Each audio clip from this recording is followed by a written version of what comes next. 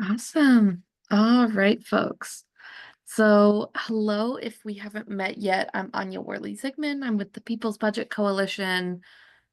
Looks like I have a typo in my email there, but that's my email minus the A's at the end. Feel free to reach out after this with any questions. Yeah, we're a work in progress over here at People's Budget.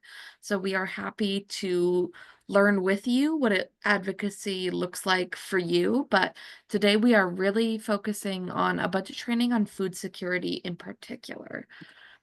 So we hope to answer the question for you, how do we fund food security in the city right now?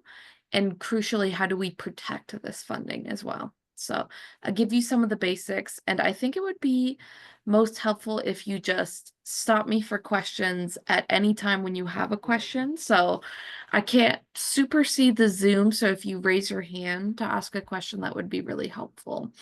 Yeah, so feel free to stop anytime. I'm going to go through so much information in here, so really feel free to ask any question anytime. I'm here to support you in any way. So I want to give you a really broad overview. First of all, when we talk about the budget in San Francisco, and you hear all the time about the budget, what is the budget? This table here is the budget. This is what we mean when we talk about the budget. This has gotten a little bit bigger. This is from a couple of years ago, so now it's a little bit closer to $16 billion is our local budget here in San Francisco. And that doesn't mean that we or even the mayor has access or control over $16 billion. The mayor really has access over 7 billion.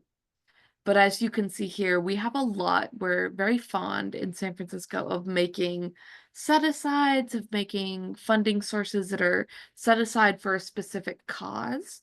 So those are usually branched off. I would have considered the sugary drinks distributors tax as one of those, is sort of funding that is theoretically not meant to be touched or used for any other purpose than for the purpose that it was passed.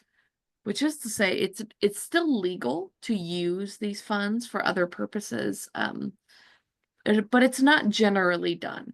So this is the discretionary funding when we as advocates talk about the budget, that's the part that we mean.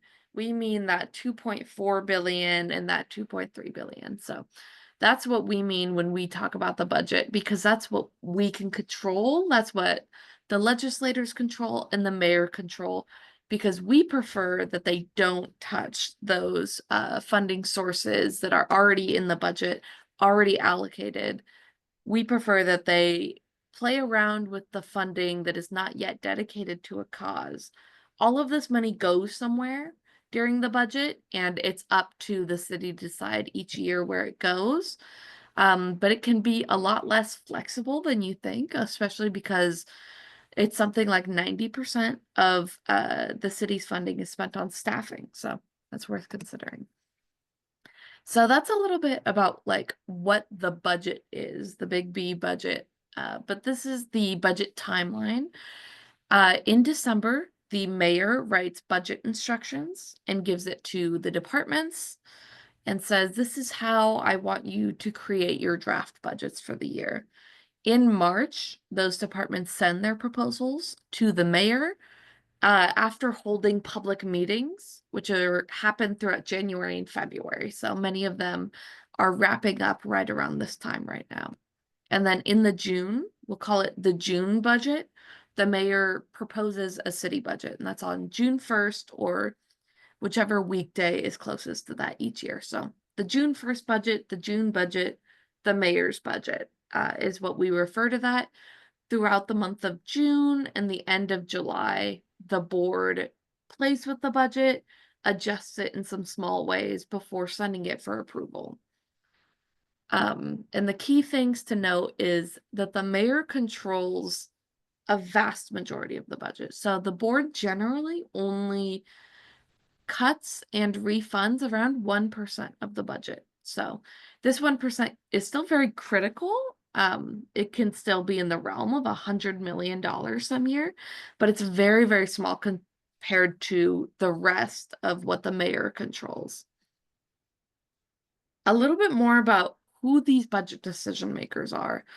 Departments are super important in the budget process. They are the in-house experts on the kind of services that they provide, the kind of grants that they provide. Because the city is so big and overseen by just the mayor's office may not really be aware of what programs departments are doing. So departments play a key role in being the experts in the services that they provide because it's not always known by the other budget decision makers. There's so many programs, so many grants in the city that even the budget decision makers aren't aware of all of them. So what departments do is they hold public meetings in January and February to take feedback on budget priorities and then to present a draft budget.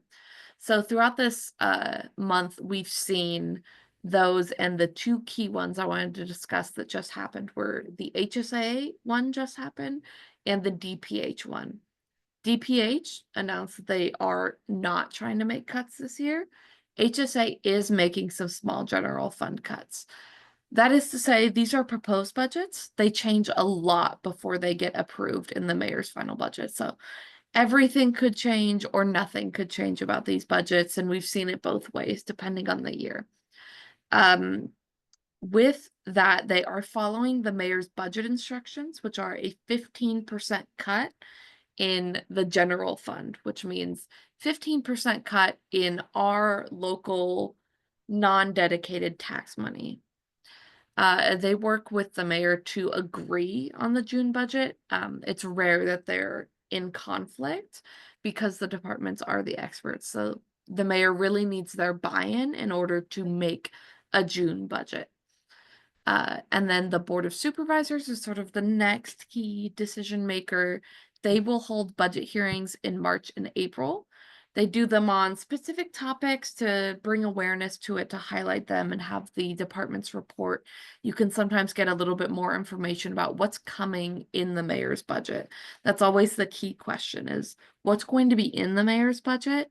And we don't know until June 1st when it comes out. And even then, it can be really vague, which is why the department budget hearings in June are so important. The Board of Supervisors hosts those, and that's where the departments present on their actual budget that is being proposed and being voted on. They also, of course, make some reductions to this budget, very small amount, about 1%, as I said. When they make a cut to the mayor's budget, they are then entitled to put that money back into the budget for a cause that they pick, and that is called add backs, and the whole process is called the add back process, and it takes place on add back night, which is at the end of June. And then they also vote to approve the budget in August, but at that point, the budget is settled, decided. The real budget process really lasts from about March to the end of June.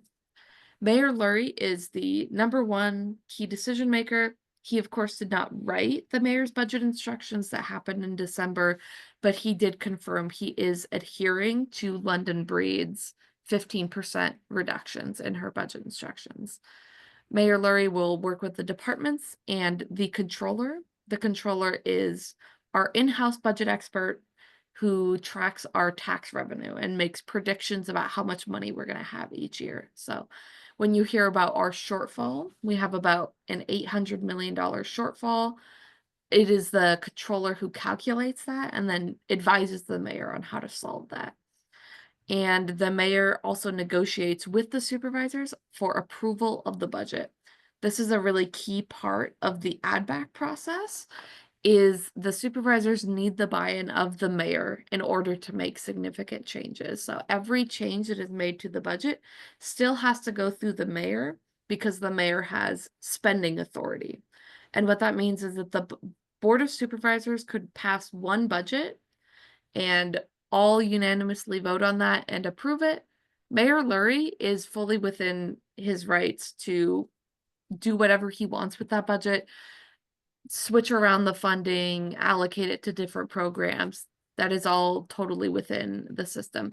Generally, they follow the budget. The mayor follows the budget that is approved, so they like to have it in writing and above board. But it is worth noting that some years the mayor will have to make last-minute decisions that are not necessarily approved on. So when we talk about the food budget, how do we fund food security right now in this city? So this is what really seemed key to me as I was looking into this. So this is from the biennial food security report. Highly recommend taking a look at that. This is a little snapshot of what we provide in the city. This is really, really critical programs and so essential and also so expansive. So this snapshot manages to capture tons and tons of programs that we do on food security. It's why saying, how do we fund food security in the city is such a complicated question. This is a little bit of how we fund it. So this is sort of the best example of how we fund it. A lot of this is federal dollars. A lot of it is CalFresh and food stamps, and us as local advocates, of course, do not have a ton of control over that, but it's good to know that Shape Up is monitoring that, and many other coalitions are as well. It's not in the purview, unfortunately, of people's budget. We don't really have the infrastructure to do federal or state advocacy, which is really important to food security, but state and federal organizations are much, much better at this and set up for it. What we focus on as the people's budget is those local dollars, those dollars that we can really impact. We have huge control over that as a city. We can directly influence our supervisors and the mayor to make changes within this pool of about 45% of funding, which is a phenomenal amount. That 45%, so almost half of our food provision in the city is locally funded, is very unprecedented for a city. So we as San Francisco have really committed to funding food security. We're not just relying on the federal or on the state. So we go above and beyond. So it's what really makes San Francisco special. It's why protecting those local dollars is really so essential. So these are the departments within the city that do funding. And I'm really going to talk about two of them because SFUSD's food funding come from the state and federal. So local dollars wise, it comes down to HSA and DPH. HSA is the Human Services Agency. They are the pass-through agency for many benefits. So they are sort of the placeholder for benefits in the city. They have very little staffing as a department because they mainly pass on funding and give out grants. So they give out a vast majority of the grants for food provision.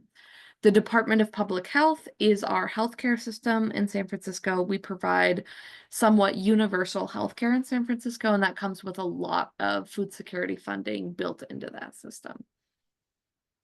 So with this, I did think it was important for us to glance at these, even if it's a lot of information to take in, just to get a feel for what kind of programs on food security we fund in the city and how we do it.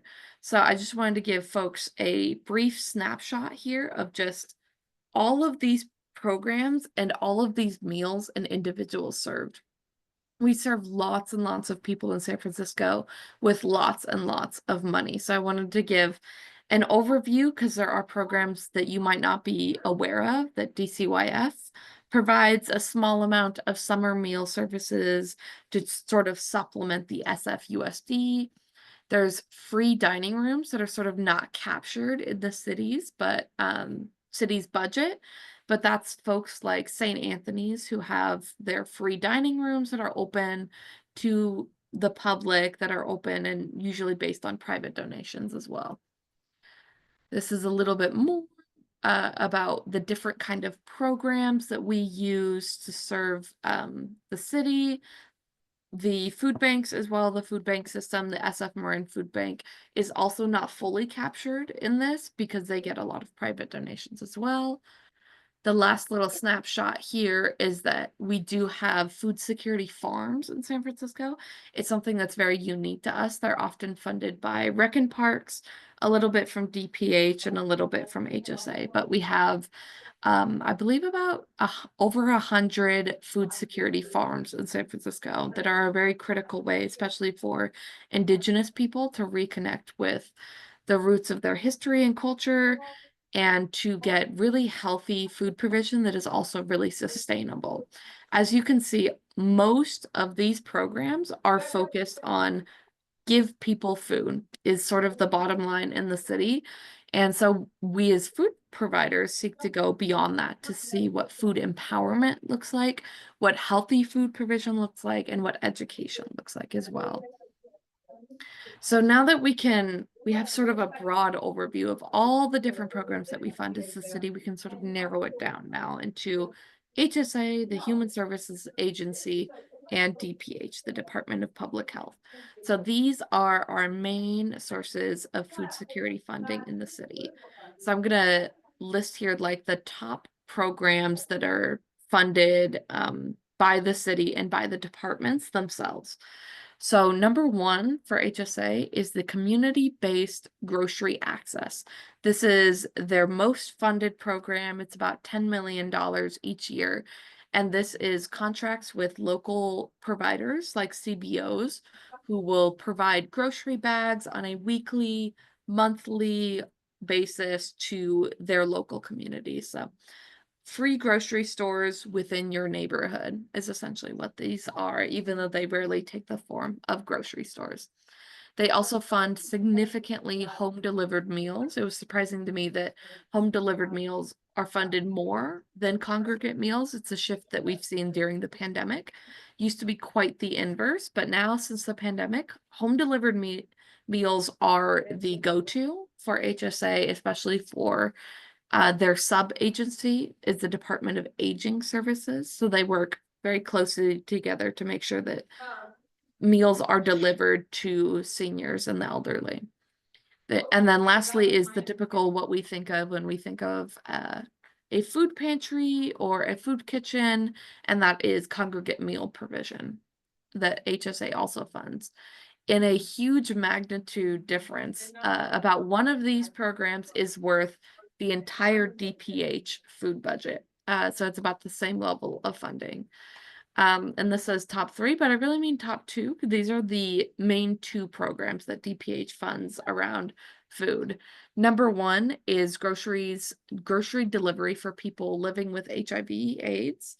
This is a critical program that delivers groceries to people who have the HIV/AIDS diagnosis. Next is the sugary drinks distributors tax. They do healthy food provision as well as healthy food education, as I'm sure many of you are aware of. So this is a snapshot of how we provide food funding in this city and how we answer and meet San Franciscans to address food security in the city. So from here, it's important to know, and I'm going to do a little bit of an advocacy 101 on food in particular, and do a little bit of some thinking through with you guys about why food security is important locally. I'm sure we all know that it's important locally, but to give you like a really alarming perspective on food security, we've lost half of our locally funded food programs in the past few years, past 3 years specifically. So earlier it said that we make up about half, about 45% of food funding. These days, that is no longer true. We don't have another food security report to refer to, but based on our calculations, that number has probably dropped to around 20%. And instead of funding 90 million, we as a city now only fund about 50 million in food security. It's a huge, huge decline, and it is a lot of COVID era programs that are now ramping down substantially. And it's worth when you hear that food security COVID era programs are being ramped down, you might assume this is federal money that is going away. Not always. Some of it, and 45 million of it, is local dollars that are also going away. So it's very important to note this. and to note that I know we as providers saw that during the pandemic, we met people very radically where they were at in food security and showed them what a functioning social welfare system would look like, and then we snatched that away.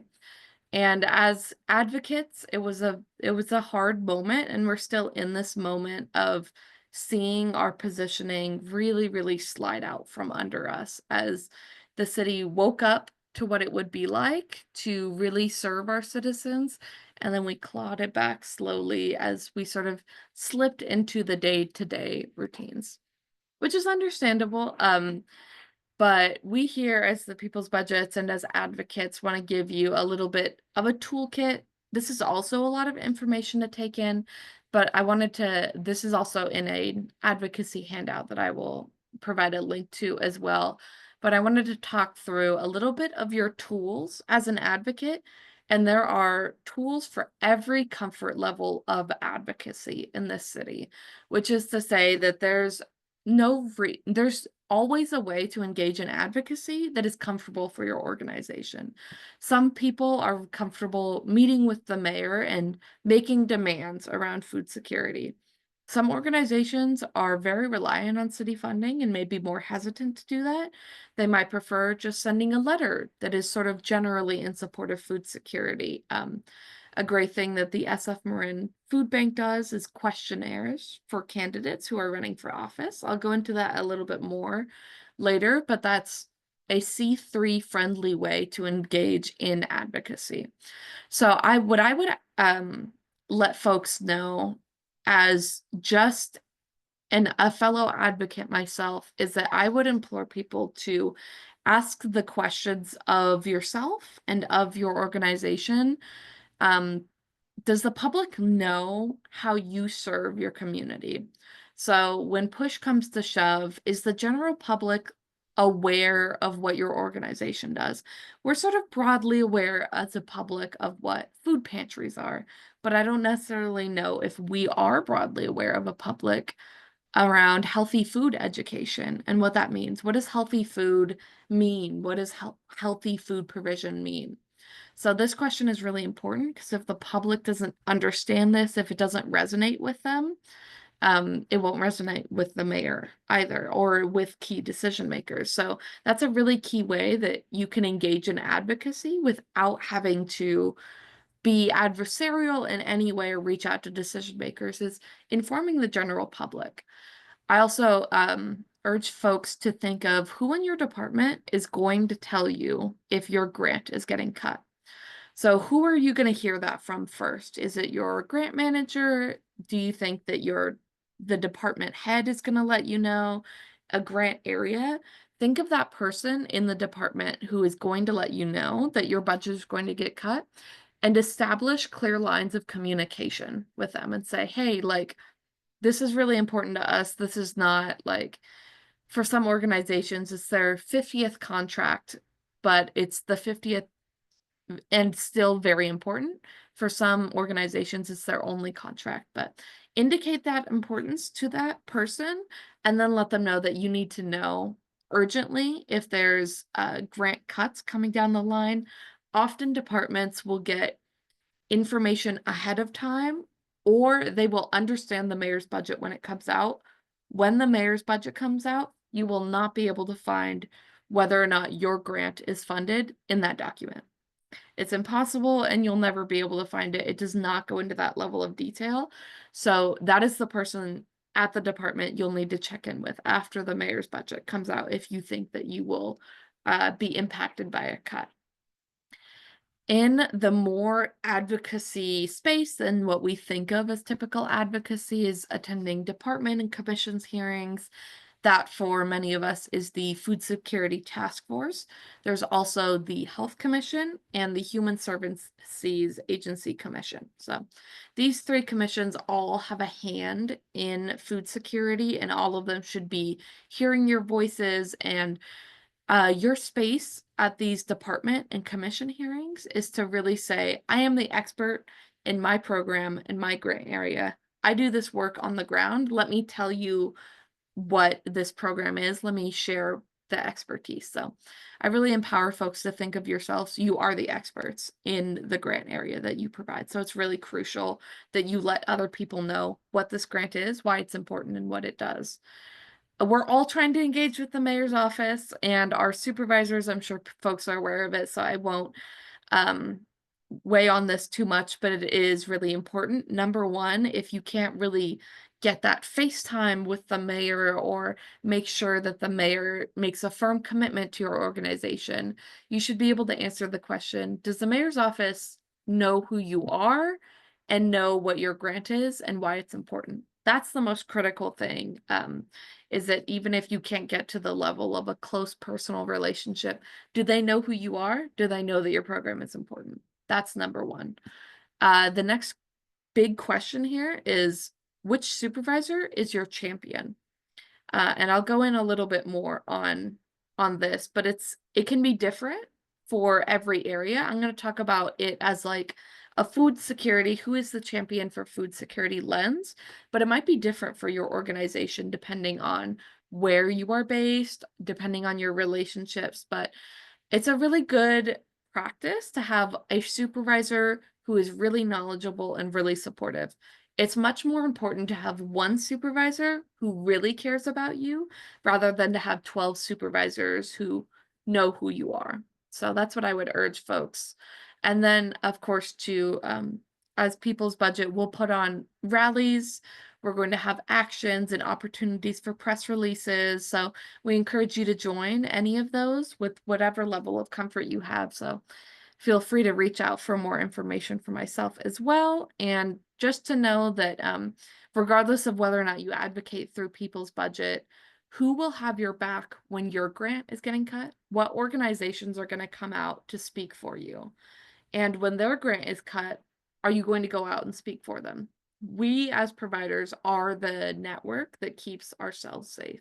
We are the expert community. So it's important to have that solidarity with one another while we still have our money. So this is the SF Marin Food Bank candidate questionnaire. I encourage folks to look at this link, look at the questionnaires that were submitted. Not all of them have ran for election this year, so not all of our currently elected officials have something in here, but it's a good starting point to think about who on the Board of Supervisors, who in the mayor's office is a champion for food security. So this is a question I don't think I can answer. I think the answer used to be a little bit clearer. Hillary Ronan used to be a big champion for food security. That was a big part of her platform. And so she was the main food champion as I saw her on the board and in the mayor's office. Now, Hillary Ronan has left office, and there's sort of a vacuum here of many people are very dedicated to food security. You're going to see it a lot in these questionnaires. Everybody will say food security is very important. Food security is very big and important to me. But it sort of remains to be seen who is the champion of food security, who's going to go to bat for food security, who is going to be the one that pushes forward new programs, who is going to protect the food security task force. It sort of remains to be seen. So I'll pose this question to yourself as food providers: is who's the champion these days? And my personal leaning is I think that Supervisor Melgar has stepped up a lot into the food security space, and I kind of expect that she might become that food security champion. But the floor is open. There is a little bit of a power vacuum here. So it's important to not only be thinking about who's going to be this champion and sort of mold them and make sure that they are aware that they can be informed and be the best champion for food security that they can be, but also if one doesn't clearly emerge pretty soon, that's a pretty challenging situation to be in. It's better as the board, the way that it generally functions is a supervisor generally champions a certain issue.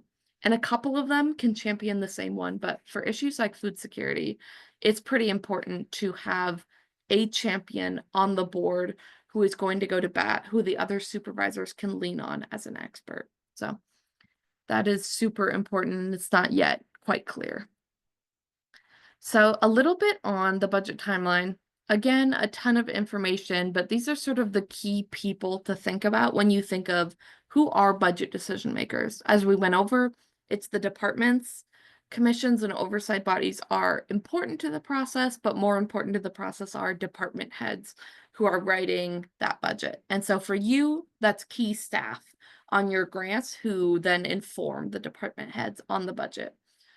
On the Budget and Appropriations Committee, that's the full name for the Budget Committee. It's the most budget focused on the board. Connie Chan is the chair of that. Members also include Mandelman, Walton, Dorsey, and Negardio. So these are the supervisors on the Budget Committee. Those are the ones that are very important to reach around the budget, but it's worth noting that all supervisors are involved with the budget. So you don't necessarily need to only reach out to those on the budget committee. It's totally fine if your particular champion is not on the budget committee. Yeah, that is usually totally fine. It is a best case scenario that your supervisor who you are closest to is on the budget committee, but it is generally all right. And this is a little information on Mayor Lurie, just sort of starting to get the names in your head because you're going to start hearing them a lot more soon. His chief of staff is Stacy Slaughter. He has 4 policy chiefs that has started. The key one for food security, and I think for almost every CBO, is Kunal Modi for health and human services. So that is your policy chief. That's your main policy chief, sort of acting as a deputy mayor. It's unclear what this role will be, how much power they will have, but worth putting out there. The budget director is Sophia Kittler, who is on maternity leave. So right now it's Benjamin McCloskey and will be Sophia Kittler again. The community liaison is also EJ Jones, another key role. So just to get you familiar on a broad level with who's on these committees and who's in the mayor's office right now. This is a complicated timeline, so don't worry, I'm going to walk you through it. But if you really want to dive into the weeds of this is a complicated timeline and it's unclear who is important at what time. So this is a little bit of information on who's important in the budget process and when they're important in the budget process. So what I hope to get across here is the department's budget is really in the time period that we are now in. So the budget is in the department's hands pretty much solely. Their influence in the budget is going to decline from here on out. The supervisors will be really important in around March and April as they set their own priorities. But throughout April, May, they have no say over the budget because it transitions into fully into the mayor's court from there on. But in June, it will completely reverse. And if you talk to the mayor about the budget in June, he's going to say, talk to the supervisors, it's not my budget. Conversely, sometimes if you talk with the supervisors in April and May about the budget, they'll say, it's the mayor's budget, it's not my turn yet. Which is to say, as advocates, they are always elected officials, they are always accountable to you, but it's worth noting who is currently making the decisions. So this is a little key to help you as you're thinking about if there's somebody important who you should invite to a community event that's happening in each of these months. This is a little guide that might help you to who would be the most important to attend during that time. And with that, I'm going to close us up with a little bit about people's budget, but also a little bit of a message on this is going to be a really tough budget year. I'm sure we as providers are all aware of this, regardless of what happens at the federal level. People's budget and many organizations are seeking to make sure that those cuts are backfilled no matter what by the city. It's important that no matter what is happening at the federal or state level, that we take care of San Francisco values and that we deliver on the promises that we make. This is going to be tough. It's going to be a tough budget year. We're going to make pretty significant cuts in a lot of areas. It's unclear yet how much the cuts will affect food security. But as we've seen the past 3 years, we have been balancing the budget on food security, which is a very concerning trend. And it's important to know that it's so obvious with food security more than almost any other grant area that you can see that it doesn't have enough money because people are still hungry. And until that number is zero, we have not yet fully funded our food security program. So I encourage you to look at advocacy from that lens, that we're not done until no one is hungry. And that means for us as advocates as well, and for the People's Budget Coalition. To give you an idea of who we are as the People's Budget Coalition, we're a coalition of about 150 nonprofits, service providers, labor unions in the city who do local budget advocacy. That's our whole thing, is local budget advocacy, to make sure that the important funding programs are protected and also that proven strategies are fully funded. The way that we come at this from the People's Budget perspective is to take this value of, if we are still seeing a need in the streets, if we're still seeing a need in San Francisco, it's not fully funded. So this is the approach that we take, to know that cuts are not really just cuts to programs that were already functioning great and already on top of everything. Many of them do great work, but it is still not enough. It's all a drop in the bucket. But I also wanted to provide and sort of end us on a little bit message of hope, which is to say that the People's Budget Coalition is not really in it for ourselves, because we are across so many different organizations. We advocate for the budget on behalf of anybody, regardless of whether or not they're in our coalition. So we take a very broad look at budget advocacy. And so to let you in on some like hope in that process, from just starting out last year, we've made a lot of really good progress. So what I'm seeing as like a budget advocate who has been in the space for about 5 or 6 years now, that I am feeling really hopeful about where we are as advocates, even as I feel really hopeless about the federal situation, about the budget shortfall. I am more hopeful than I have ever been, and I am more hopeful about budget advocacy in this city than I have seen in the past 10 years. So I'm feeling good about this because of people like you and advocates like you who are willing to stand up and say, I am the expert. I think we are all taking a collective moment of realization to know that right-wingers, the Elon Musks of the world, will stand up and they will say, I'm an expert. I can do this work without any qualifications. So what I urge us advocates and community members to do and to realize is to see, you are the expert. If anybody else is going to stand up, and somebody will try to stand up and say, I understand it, I am the expert here, without connection to communities, without that frontline experience. So I would urge you to know that you are the expert. You do know more than your supervisor, than the mayor on your grant area. You are the expert in your grant. You are on the ground doing the work. So know that your words are so critically important. Your voice is so important. You're not just a food provider by any sense of the imagination.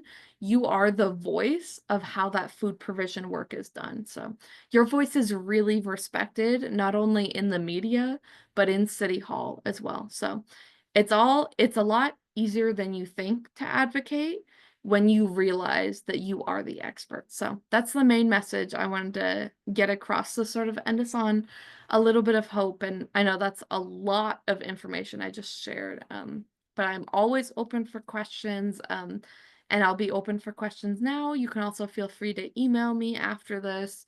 I'm also happy to meet one-on-one with your organization. I can do some mentoring to help you guys figure out what advocacy looks like for you this year, or whatever joining People's Budget might look like for you. So with that, I will close us up and say thank you for having me as well, Laura and Marianne.